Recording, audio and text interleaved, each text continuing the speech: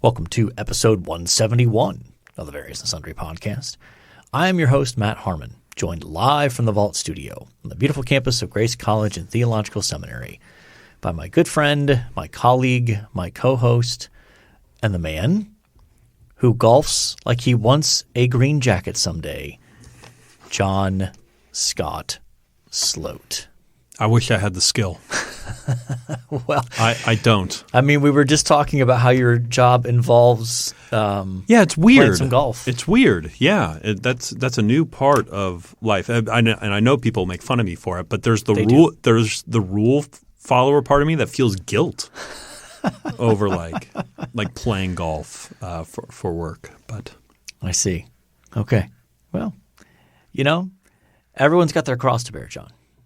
It's different. Yeah. And I know you're sarcastically poking at me, but the guilt is real. I mean that lives. Yeah, it's within me. I understand. It is a real feeling. Understood. Did you have a good Easter weekend? Yep, did some yard work on Saturday and went to church on Sunday, and then went and had steak and lobster tail with the Sloat clan. A very traditional Easter meal, obviously. Yes. So had a big steak and a nice smoked lobster tail. Interesting. Did you have the lobster flown in fresh from somewhere exotic? Yeah, Costco. I don't know if you've heard of it. I am familiar with Costco. So I believe that's where the lobster tail Though I do not have a membership. Do you have a membership? I do have a Costco membership. See, I don't live close enough to one to make it. I only go once a month. If I went every week, I'd be broke. Well, another issue that I think we have at our house is just storage. Mm-hmm. Like you can't buy a little of something at Costco. No. Like it's all obviously large quantities, and so for the most part, where do you store all this stuff? I don't know. So anyway, if you'd like to reach out to the show and give us suggestions on how I could store stuff that I would buy at Costco, you can reach us on Twitter at VNSPod. You can email the show, variousandsundrypodcast@gmail.com. I can think of a couple of bedrooms in your house where you could store stuff after you have Got some people in there, man. Yeah, I know. They should be moving out though here shortly. Some. We're on Facebook. Sorry, didn't mean to interrupt. Yeah, you stepped all over it. And now I did it again. Yep, you stepped all over it. We're on Facebook. We're on YouTube. Give us a 5-star rating, please. Yes, we do have some basement dwellers. We have one who will be graduating this May, first weekend of May. Okay. But then we've got another one coming in this summer. Do you? A Brit. Oh, yeah. Well, I'm sure he would love Costco. I'm sure he would. You ever had a Costco hot dog? I do not think I have, no. $1.50 for a pound of I don't know if it's a foot long, but it's a full pound of beef in the hot dog, and you get a soda with it for $1.50. I feel like I'm good with maybe having 3 to 4 hot dogs a year. Really? Every time I go to Costco, I need a hot dog. I know too much. That's fine. They're all beef. You still know too much? I still know too much. They're fantastic. It's hard to beat that deal. Yeah. You know who does Costco hot dogs all the time? And I might out him here on the pod. Who's that? Zach in Ohio. I can believe that. Does a lot of Costco hot dogs. That does not surprise me in the least. Now this will test how quickly he listens to this episode as well, because he will text me like, I don't need that many Costco hot dogs. That'll be his response. I see. Okay, well. Okay, John, let's move on to sports. Okay.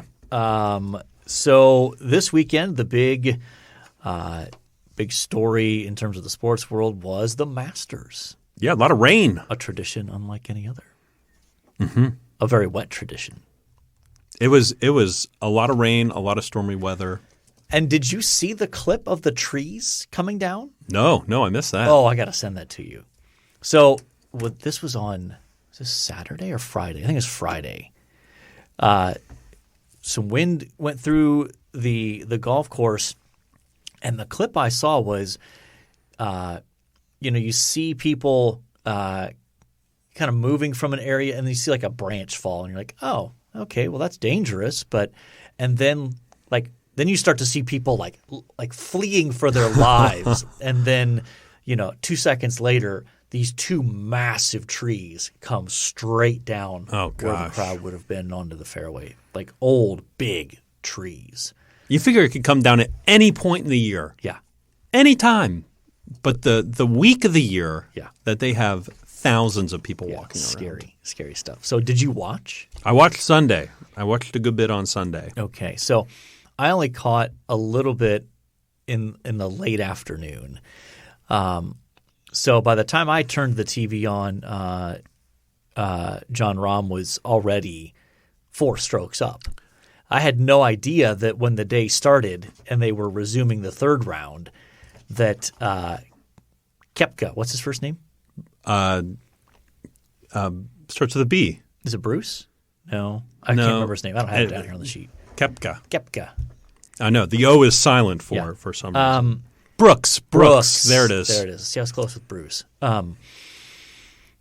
He was up significantly and then just had like the worst day of his life on the golf course. I turned it on and it was this.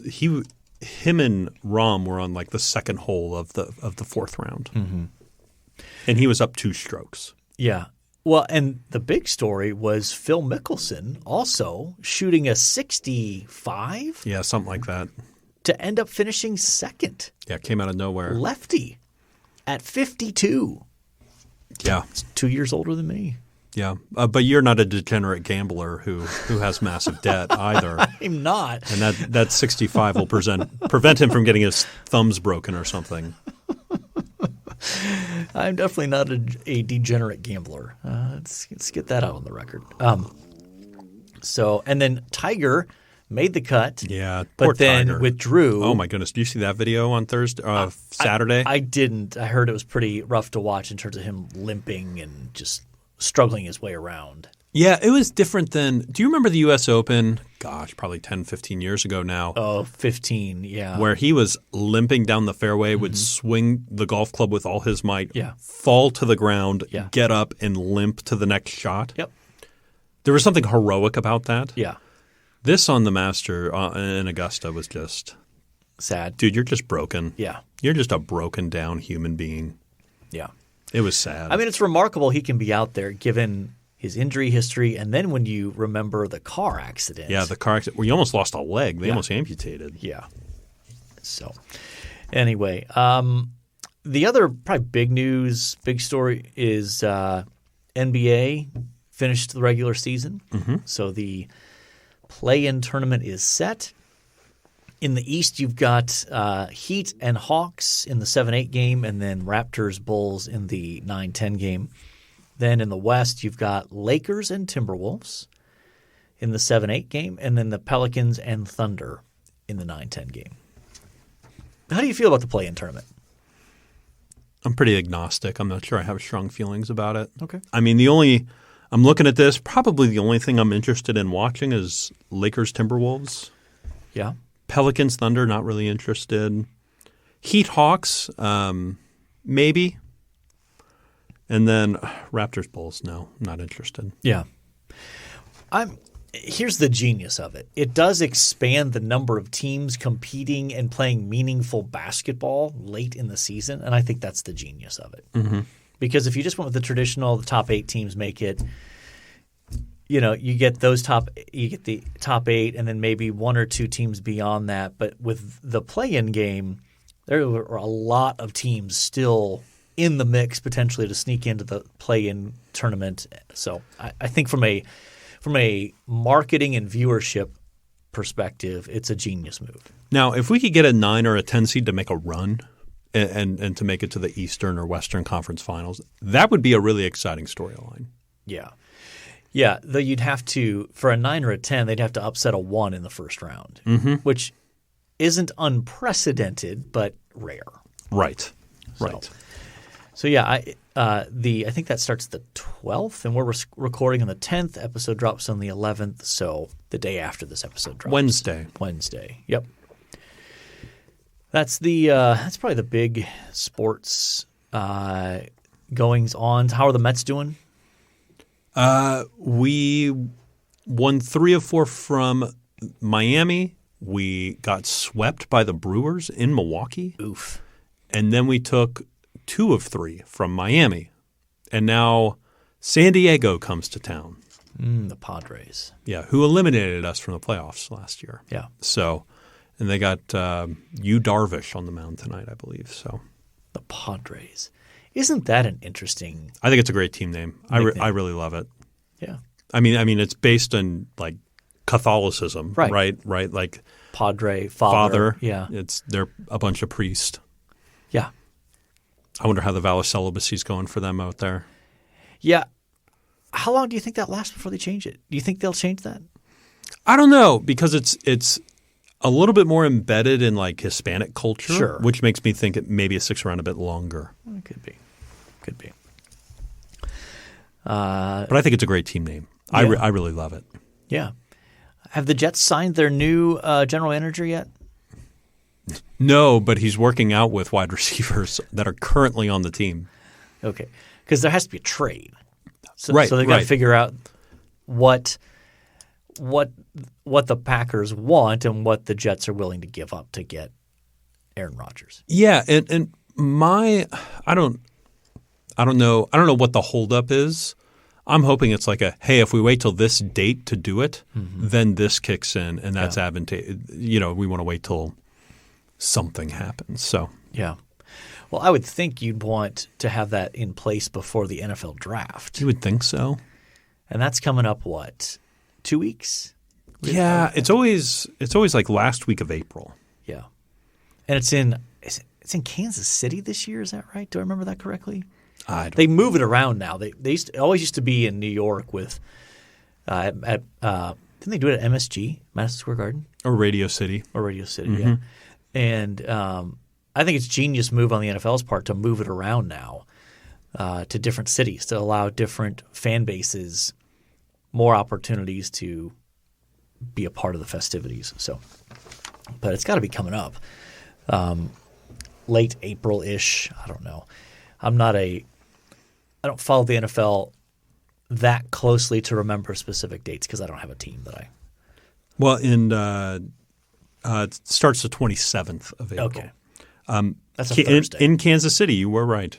Your boy went down to the draft one year when it was in Nashville. Yes. He and a couple of buddies went down, and he said it was very festive.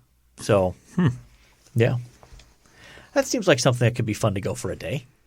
Yeah, if I was between 20 and 25, I think that'd be a blast. And even, like if it came to Indianapolis, I don't know that I'd want to make a 2-hour drive down there to do it. But if I lived in Indy and it was a Thursday night, you're like, why not wander down there? Yeah, it feels like a lot of standing around though, doesn't it? Probably. All right, you ready to move on, John? Sure. Our topic for today is a Wall Street Journal article from a couple of weeks ago. I flagged this and thought this would be good for us to discuss. The article is entitled – let me get the name right here. The article is entitled – drum roll please, actually not – America pulls back from values that once defined it. So this is in the Wall Street Journal. We'll post a link in the show notes from March 27th. So a few weeks ago, but wanted to flag this. So part of what caught my attention as I read through this, obviously the headline is attention grabbing of interesting to see what's happening with these realities, but basically it's reporting on a survey that the Wall Street Journal has been doing since 1998. Mm-hmm.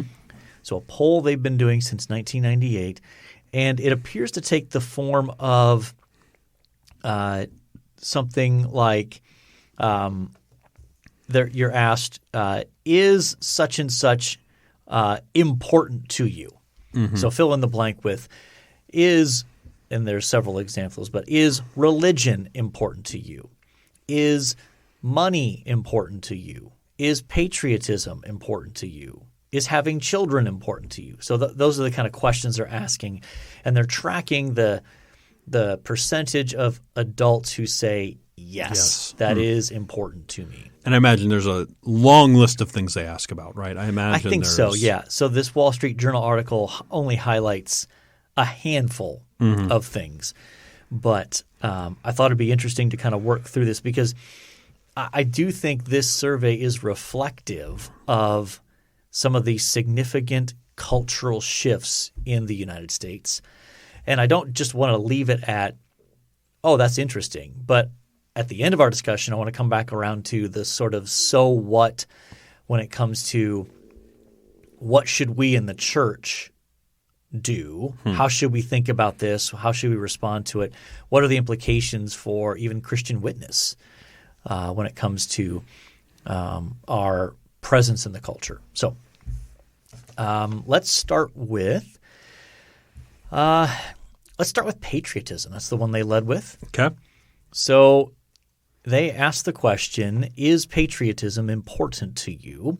And in 1998, 70% of adults said yes. 7-0. Nearly 3/4. Yeah. Yep. Then in 2019, 61%. So still relatively high, but a slight decline, 9%. And then here's the stunner. In 2023, so just 4 years later, 31%. So in 4 years, it dropped 30 points. Wow. That's wild. That's very noticeable. And then they broke it down even further that respondents under the age of 30, so 18 to 29-year-olds, only 23% said patriotism was important. By contrast, those over 65, 59% said patriotism was important. That does not surprise me at all. The age breakdown? Yes. Or the general decline? No, the age – well, either. But in particular, the age breakdown. Yeah. Like I think about the older generation. I think about people that I know 65 up and the importance they place on patriotism. Oh, yeah. I believe that. And then when I think about we are in the business of interacting with 18 to 22-year-olds primarily. So very much on the – maybe you. Well, you're still in the classroom. I would say I'm more interacting with that over 65 crowd now. Yeah. But it's evident that patriotism does not hold the same significance to them at all. So that doesn't surprise me. Why do you think those numbers let's stay away from maybe the generational for now. Why do you think the 30-point drop happened from 2019 to 2023? Yeah. I mean, it's probably multiple things. Like it's always. It's right. Monocausal explanations of things aren't good. Two things that come to mind, and I feel like I only remember them highlighting one of them in the article, and it was surprising to me. Political division seems to be huge. The one that they highlight the most in this article. Yep. The other one to me was there is a pretty strong narrative, particularly throughout education, about just like the evils of the founding of the United States. And I didn't feel like that one was as highlighted in this article. Agreed. And so I think maybe those those things coming together has led to this decline. Well, and they go on to break it down by political affiliation. And so in the political affiliation, percentage of those who say that patriotism is very important to them, Democrats, 23%, Independents, 29%, Republicans, 59%. Big jump, big difference. Oh, yeah. Oh, huge difference. And so and there's a comment in here, and I think this is probably a certain piece of it, is to say, when you've got the perspective of some people is that patriotism is another way of saying right-wing nationalism. Mm-hmm. Some people make that equation in their mind, and so they react and say, I want nothing to do with that. So I think that's probably a reaction of some. Well, I think some white right-wing nationalists would say that that's patriotism. Probably. Whereas I want to say patriotism is much more, hey, listen, America's got some really exceptional values. Sort of this pull yourself up by your bootstraps, the rights of the individual, all free speech, all these things are really exceptional in the world and are different from other countries. And where I don't think, driving around in my pickup truck with 2 American flags off the back, shooting my guns out of the windows or anything is patriotism. Yeah, I mean, is that a fair distinction? Probably. I think I would put it this way. I think patriotism is a broad term. Mm-hmm. That as long as there's a sort of a fondness for my country and a recognition of its distinctive values as being good. Mm-hmm. Not that it's not that it doesn't have its flaws and all that sort of stuff, but an appropriate.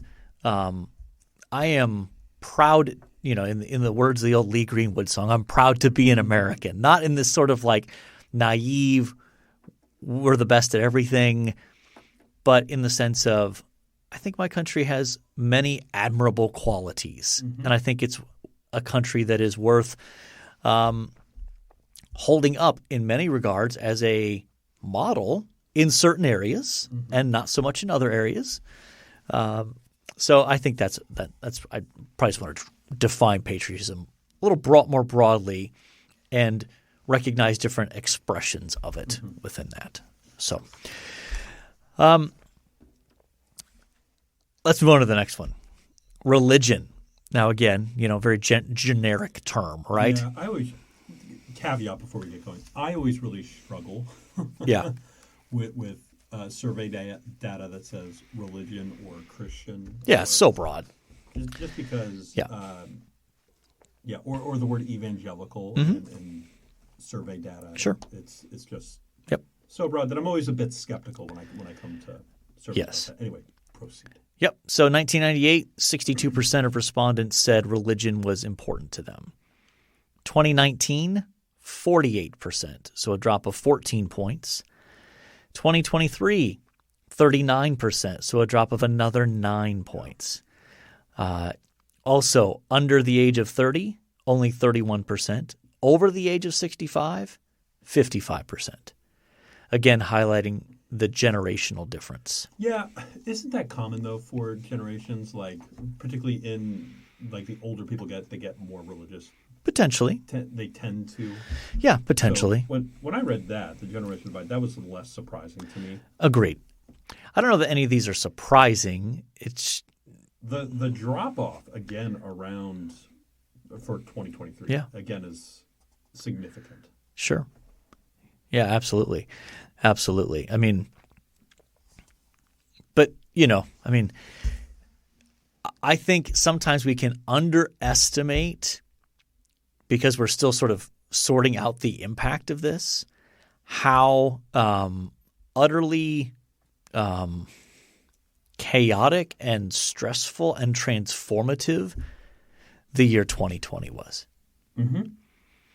When you consider COVID, the racial tensions that exploded, George Floyd, yep. And if you take into account disputes over the presidential election, all three of those coming together, I think, to me, would be the sort of cultural explanation for the drops in all of these things.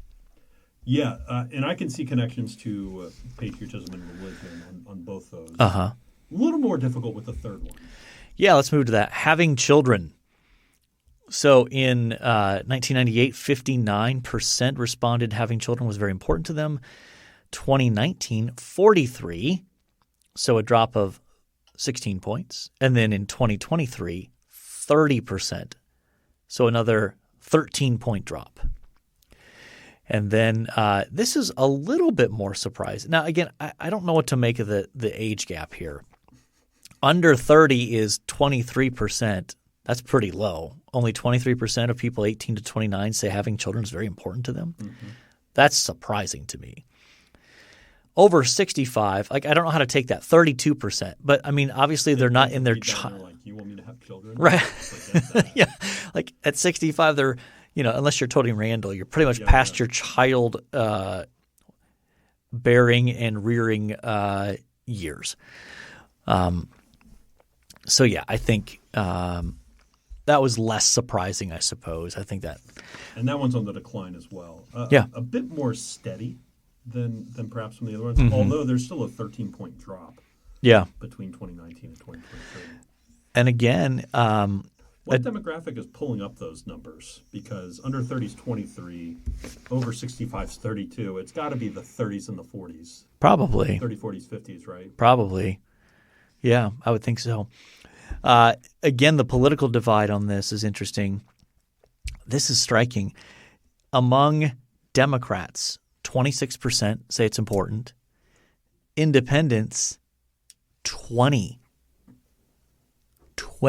Really? And Republicans, 38. That's still low. Yeah, even 38's low. 38 is low. Well, and it helps you understand. I mean, the United States, in terms of the birth rate, is below the replacement level now. Yep. And the only thing artificially keeping our population up is immigration. Yep. It's that simple. Yep. All right. Let's see. Community involvement. This one was interesting to me. Okay. Community involvement. 1998. And again, that's a very broad term. So who knows all that people could be sort of lumping into that.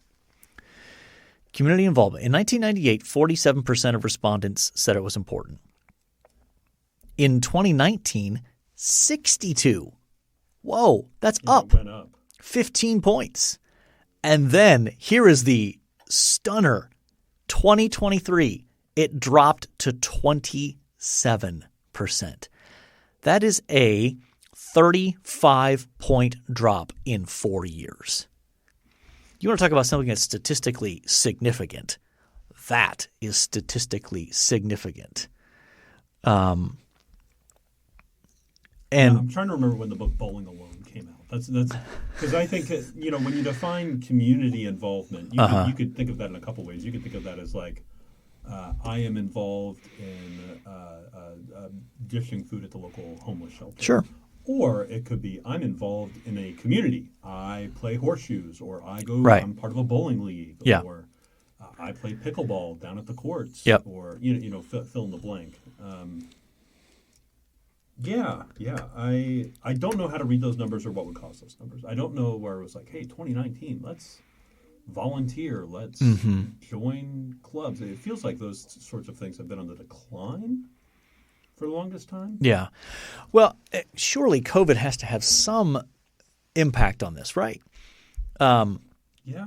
Because you went through this period of required isolation, essentially, social distancing. So, and even a lot of those community structures were put on hold for a while, right? I mean, you weren't having like men's basketball leagues or bowling nights. Like those were all like, you can't do that anymore for a while. And so part of me thinks I'm surprised that the number didn't jump back up after COVID because people are tired of being isolated. Yeah. I would not have expected it to drop like this. So I don't know what the number is or what the cause of that is. Yeah, that's the most befuddling one. And this one is actually the most probably even among, or one of the more even ones among political affiliation. Democrats 32%, Independents 23%, Republicans 25%. Again, I wonder how much of that is how you're defining community involvement. Right? Yeah. That's my guess. Yeah. And then the last one, money. How is money important to you? In 1998, only 31% of people said it was very important to them. In 2019, that number jumped to 41%, so a 10-point bump. And then in 2023, it went up another 2 points. So I'd say that's stable. A 2-point difference. Within the margin of error. It's got to be within the margin of error. That seems stable to me. Yeah, it's hard to not read an increase in a desire for more money as in some aspects a will to power. Like whoever has the most money has the most control. Well, and especially here's where I think it's hard for me not to read the decline in some of those other areas and the increase here, the incline, as being related. Yeah, there's also I think there's another way to look at it though. The late 90s, very stable. We just come out of the 80s, 90s. Oh, and it was the internet bubble, basically. You know, right. So this is before the 2002 crash. Mm-hmm. This is before the 2008 crash. Yeah. And here we all just in 2019 trying to, riding a pretty good wave at that point, but still we're 10 years out from this major crash. Mm-hmm. And so people are like, actually, I'm gonna, instead of 4 months of savings in my savings account, I'm going to keep 10 or 12 months of savings. So I think that could have some explanatory power over that as well. Sure, but could be. Though I don't know. Part of me certainly wants to think that there's a connection as people are less inclined towards spiritual realities and truth, that they grasp onto something that throughout the centuries has been offered as a substitute sort of God or Savior. Money, possessions will give you security. Mm-hmm. It'll give you stability. It'll give you joy. It'll protect you from. It'll give you belonging. Yeah. It'll give you a sense of purpose. I mean, and meaning. Absolutely. Jesus talks about that, in the first century. And so I'm inclined to give some link to that, I think. Yeah. And I don't think it's a either or. Sure. I think it's probably a both and. Okay, so as the church, as you sort of look at this data, as we think about public witness, as we think about not just public – I don't mean public witness in the sense of like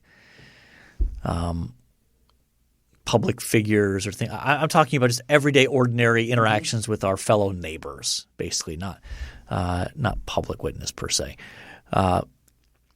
What are some takeaways? What are some things that if you're trying to give some encouragement or some counsel to a pastor or those doing church planting, those sorts of things, what sort of things would you maybe point to? Well, I read the article a couple times and kind of went, boy, this is just depressing. Yeah, it is. There's part of me that goes, hey, you want to know what? We're the church. We continue to preach the gospel. We continue to do ministry. We continue to love those around us. And we build our own community within our larger communities.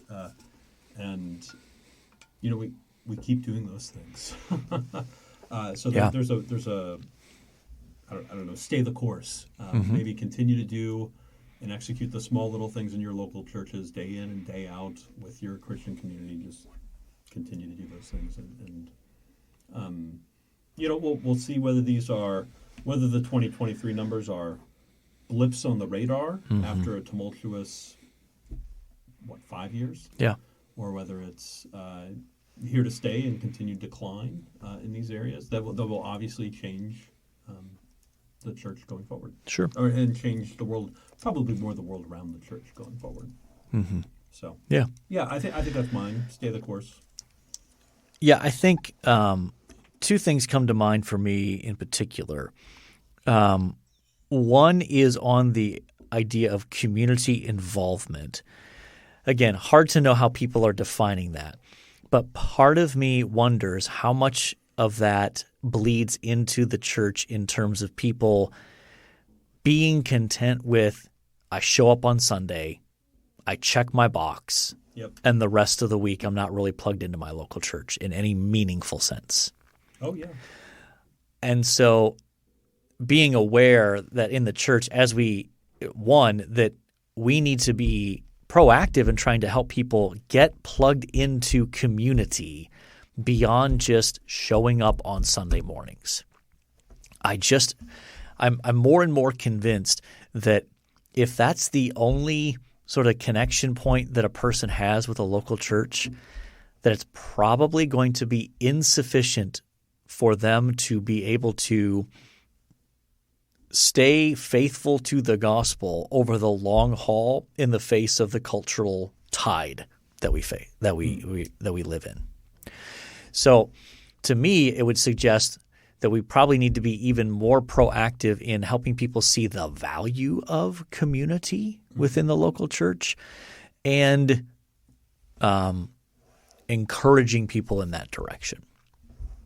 The second thing that comes to mind for me is if indeed we see this rise in people putting an importance on money, that there needs to be more of a concerted effort, I think, to give a biblical vision of possessions and wealth and to expose the idol of you think that having more will get you security. Mm-hmm.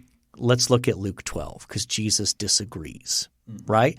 And not just when you preach Luke 12, but like to help people see that the kinds of things that people are now more and more interested in getting from having stuff and possessions and a better investment portfolio and all that sort of stuff, the things that they're seeking, those things can't deliver.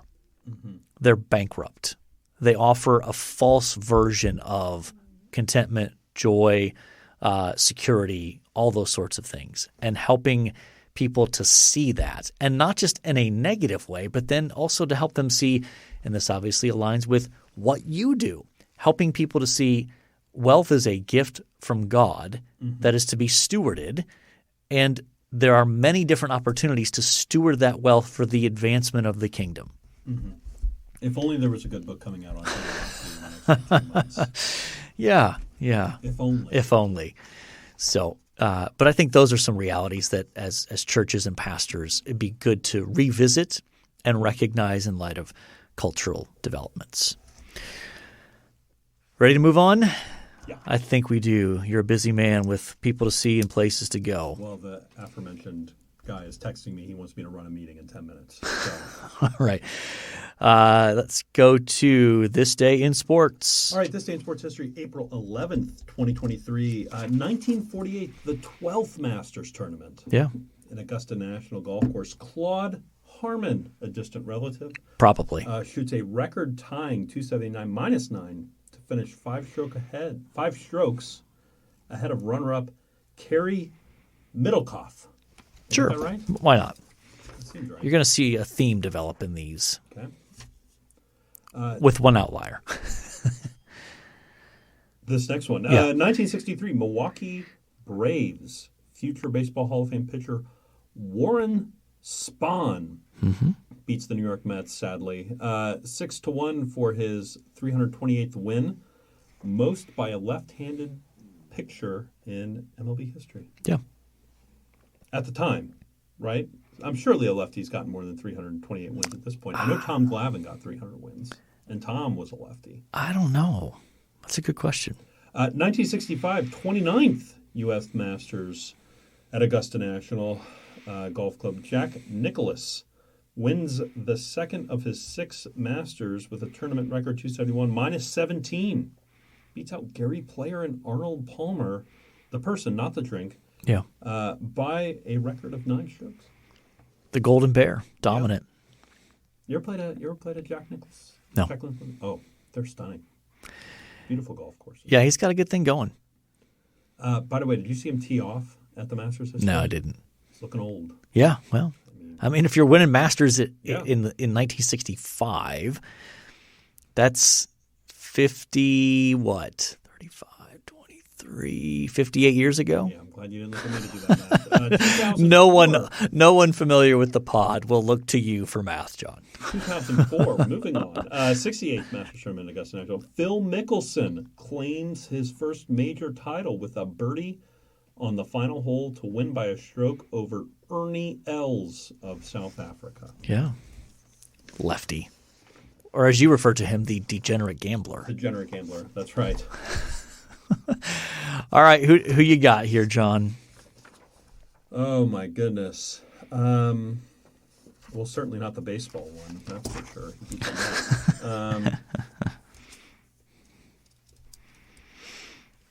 Who you got? Honestly, lefty probably. That was probably the best Masters of the three we have here. So you're okay putting the name of a degenerate golfer on the show? Sure. Okay. Sure. Still has his thumbs. As far as we know. As far as we know. One thing you liked. All right. This last week, I hinted at it on the pod. Last week, we celebrated my wife's birthday. Yes. So, yeah, that was Tuesday last week. Okay. Tuesday. Excellent. Excellent. Yes, got some good Italian food. Had a chocolate chip cookies by request. That was her request. Yeah. It was a good time. Excellent. Excellent. So, along a similar theme, we celebrated my oldest son, John's 25th birthday. Nice. 25. I've got a kid who's 25. Quarter century. Yeah. Yeah. Yep. He came up from Indy, and we did the New Covenant calzones. That's Nice. his request. So I sent him a Masters text on his birthday. he appreciated that greatly. Yes. It's less fun because he enjoys the Masters now. I know. But when he I disliked know. the Masters so much, it was fun to send him a Masters text on his birthday. Yes. Now that he likes it, it's lost a bit of its punch. It has. It has. But He still appreciates it. I'm still going to continue to Oh, do it. please do. Please do. But Please do. Yeah. So it was nice to have him around the whole weekend. We went to Ohio on Saturday for Easter, and then we came back, actually played some disc golf. So John, Jake, Autumn, myself, and Kate walked the course with us. Oh, okay. So over at Lucerne Park. Yeah. You know where that is? Oh, yeah, I've been there. Yeah, it's nice. It's nice. I'm waiting for the day when you take one of our donors disc golfing. I can think of one off the top of my head that would go. Yeah? Yep. You got to do it, man. You got to do it. You got to do it. Cheaper than regular golf. For sure. Way cheaper. Way cheaper. It's been years since I've played disc golf. It's like riding a bike. Yeah. I'm fairly certain I could figure it out pretty quickly. Yeah. Yeah, for sure. All right. We have talked Masters, a lot of Masters. We have talked America pulling back from its values. We have talked about Phil Mickelson, the degenerate gambler. A couple times now. We have talked about celebrating birthdays. And so I think by definition, we have covered our various and sundry topics. And you have a boss who is harassing you by text, right? Yeah, 4 minutes I got to leave a meeting across campus. Nathan in Indiana, who crashed the Vault studio last week. Did you see the picture? I think that was months ago, that podcast. Was it?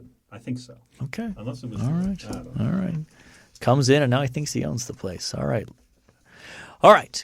We have covered our various and sundry topics. And all that's left to say is, until next time, the Lord bless y'all real good. Later.